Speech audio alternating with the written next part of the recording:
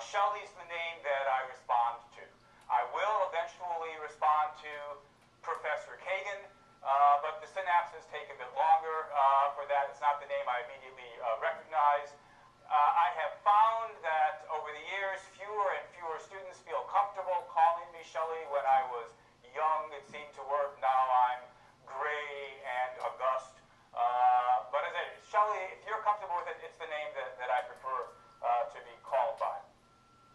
Now, as I say, this is a class on death, but it's a philosophy class, and what that means is that the set of topics that we're going to be talking about in this class are not identical to the topics that other classes on death might try to cover. So the first thing I want to do is say something about the things we won't be talking about that you might reasonably expect or hope that a class on death would talk about, so that if this is not the class you were looking for, you still have time to go check out some other class.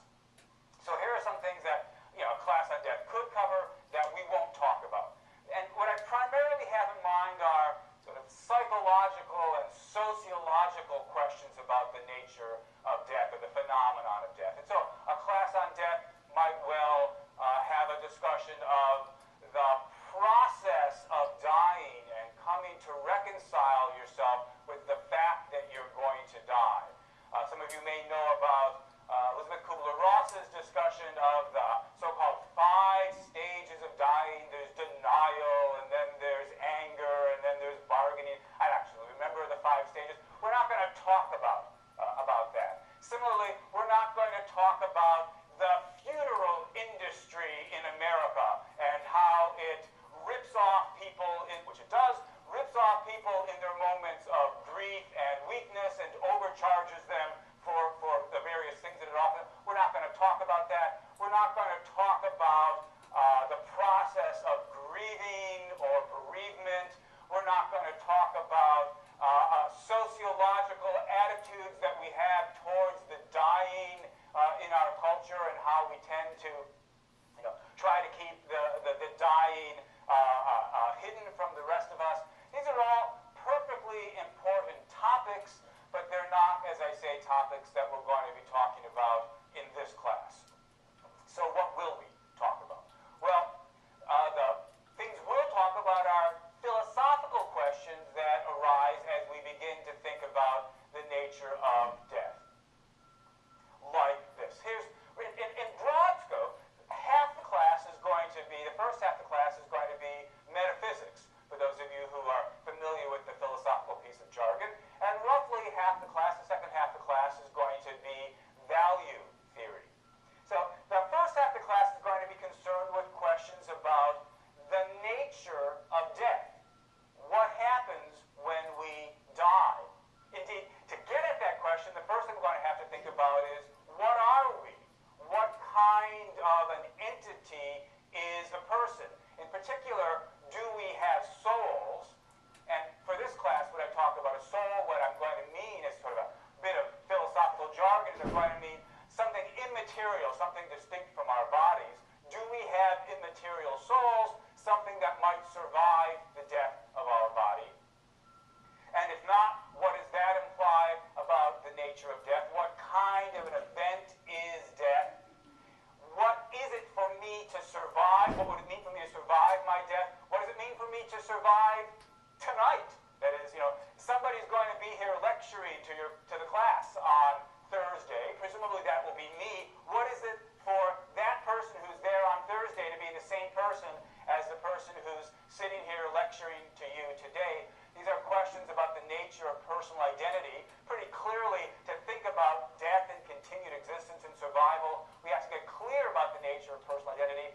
These sorts of questions will occupy us for roughly the first half of the semester. And then we'll turn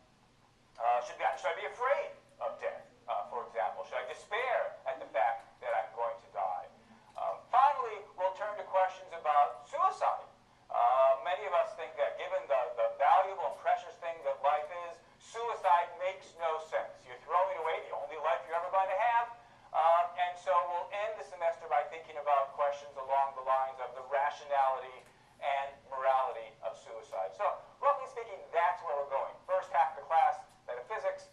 Second half of the class, value theory. Next thing I need to explain is this. There's, roughly speaking, two ways to do a class, especially an introductory class like this. In approach number one, you simply lay out the various positions, pro and con, and the professor strives to remain neutral, sort of not tip his hand about what he holds. That's approach number one, and sometimes in my intro classes, that's the approach that I take. But the other approach, and the one that I should warn you I'm going to take this semester in this class, is rather different. There's a line that I'm going to be developing, pushing, if you will, or defending in this class. That is to say, there's a certain set of views I hold about the issues that we'll be discussing, and what I'm going to try to do in this class is argue for those views, try to convince you that those views are correct. To help you know sort of ahead of time quickly what those views are, I want to start by describing a set of views that many of you probably believe. So I'm going to give you a cluster of views. Logically speaking, you could believe some of these things and not all of them. But here's a set of views that many of you probably believe, and I imagine most of you believe at least some of these things. So here's the set of common views. First of all, that we have a soul. That is to say, we are not just bodies, we're not just lumps of bone and flesh, but there's a part of us, perhaps the essential part of us, that is something more than the physical, the spiritual, immaterial part of us, which, as I say in this class, we'll call a soul. So most of us, most of you probably believe in soul. Certainly most people in America believe in some sort of immaterial soul. And given this existence of this immaterial soul, it's a possibility, indeed, a fair likelihood that we will survive our deaths. The death will be the destruction of my body, but my soul is immaterial, and so my soul can continue to exist after my death. And whether or not you actually